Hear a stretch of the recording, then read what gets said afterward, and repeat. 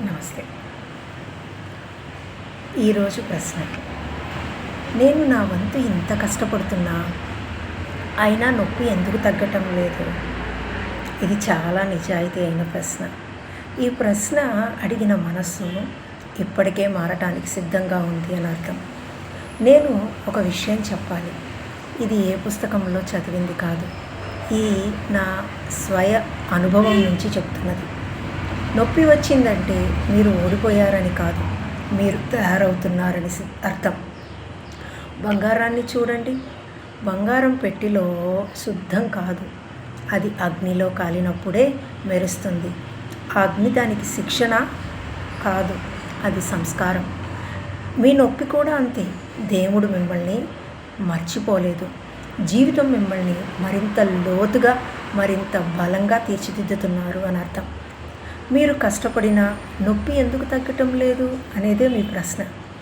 ఎందుకంటే మనం చాలాసార్లు బయట నుండి మారటానికి ప్రయత్నిస్తాం, అలవాట్లు మారుస్తాం, షెడ్యూల్ మారుస్తాం, మాటలు మారుస్తాం. కానీ నొప్పి పుట్టేది లోపల కదా. నయం కాని గాయాల నుండి, పాత నమ్మకాల నుండి, మనసులో ఎక్కడో ఉన్న చిన్న గొంతు నుండి వస్తుంది. నేను సరిపోను అని చెప్పే గొంతు నుండి నిజమైన మార్పు మొదలవుతుంది. మరి ఈ నొప్పి ఎప్పుడు పోతుంది అని అడగటం ఆపి, ఈ నొప్పి నాకు ఏమి నేర్పుతుంది అని అడగండి.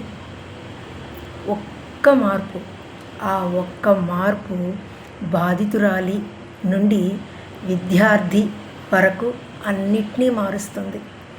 నా జీవితంలో నా నొప్పి నా పాఠ్యాంశమయ్యింది. నా కష్టమైన ప్రతి అధ్యాయము నేను ఇప్పుడు నేర్పు పాఠమయ్యింది. నా నొప్పి వ్యర్థం కాలేదు, మీ నొప్పి కూడా వ్యర్థమే కాదు. కాబట్టి ఈరోజు నేను మీకు చెప్పాలనుకున్నది ఒకటే: ముందుకు వెళ్ళండి. దారి సులభంగా ఉంది కాబట్టి కాదు, మీరు ఆ దారి తట్టుకోగలిగే మనిషిగా తయారవుతున్నారు కాబట్టి. మీ నొప్పికి మీరు శత్రువు కాదు. మీరు వినడానికి సిద్ధంగా ఉంటే అదే మీకు గొప్ప గురువు.